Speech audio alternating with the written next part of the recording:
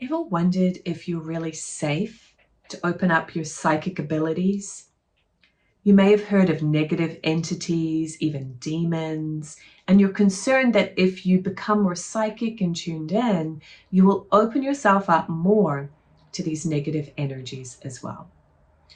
In today's video, I want to share with you how you can assuage these concerns and only stay tuned in to the higher source of positive energy on your spiritual and psychic development journey.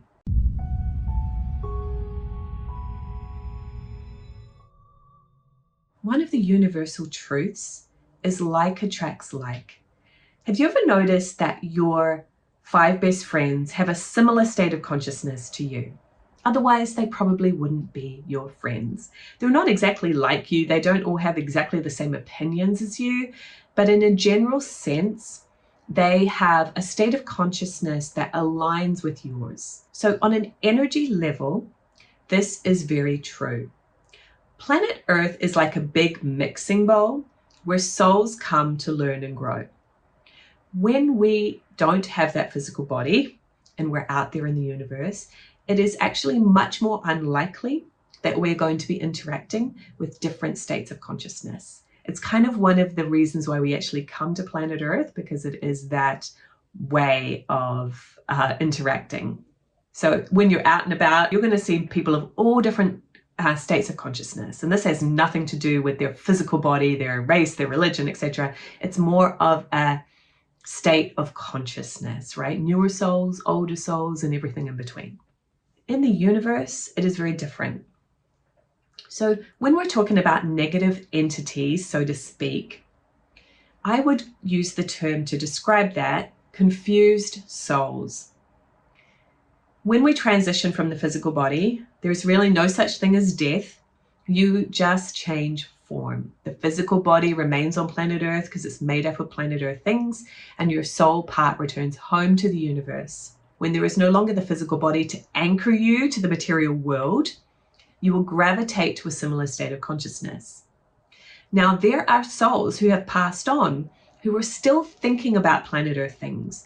Their energy is still reenacting that past life that they just had or completed. They maybe have things that are still keeping them stuck in that.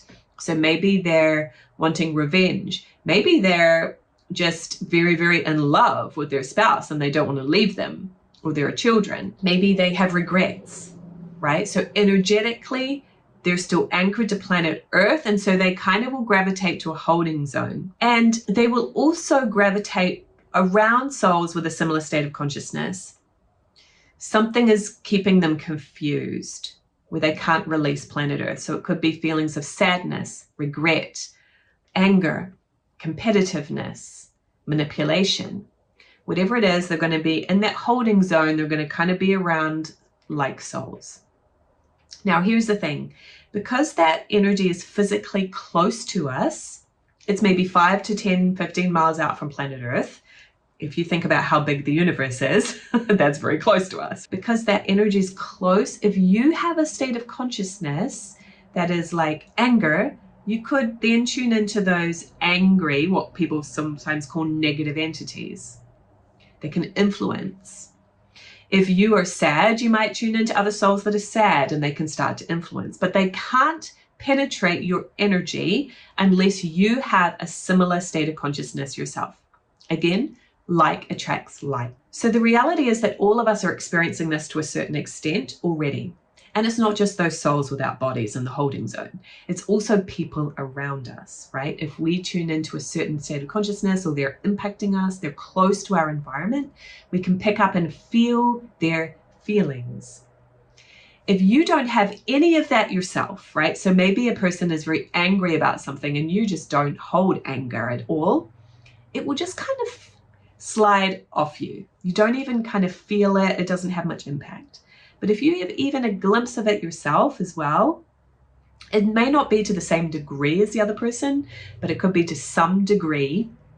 If you have a little bit of it, then it can impact you. So here's the point I'm coming to.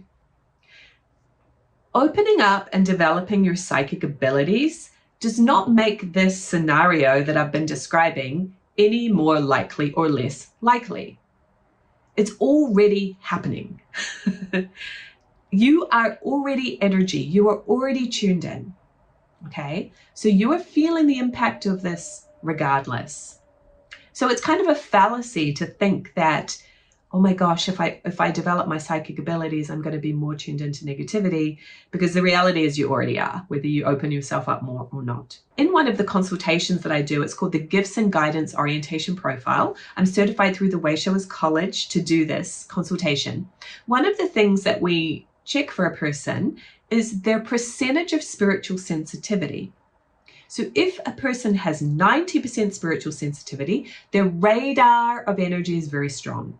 They're sensing things, they're feeling things, they're picking up insights, they're feeling things from the environment. If a person's spiritual sensitivity is maybe 70%, they're still feeling some things, but their radar is just not quite as strong. They're not recognizing and feeling some of the things energetically. Doesn't mean they're stupid, it's nothing to do with that, but their energetic tune in. How strong is your radar system?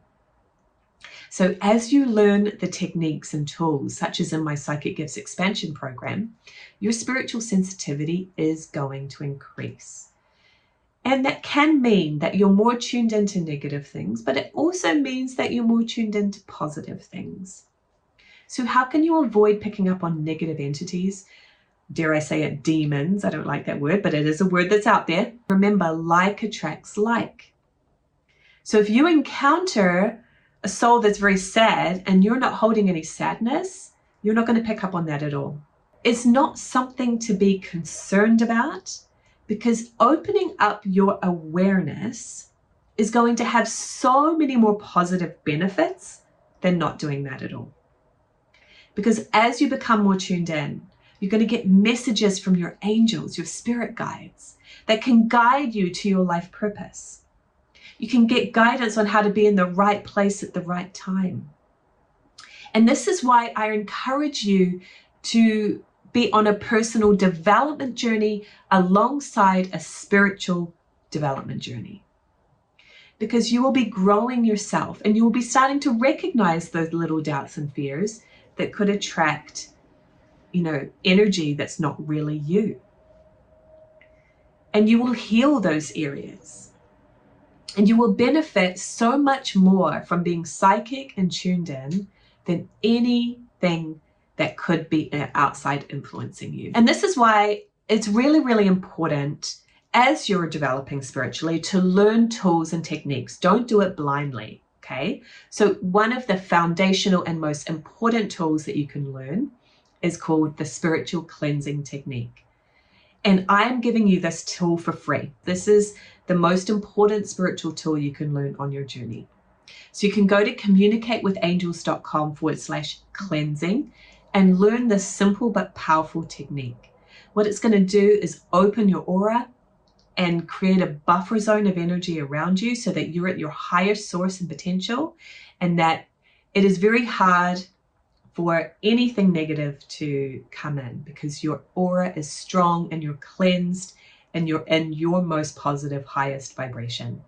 And this is a tool that you'll continually practice, a few times each day to maintain that high vibration.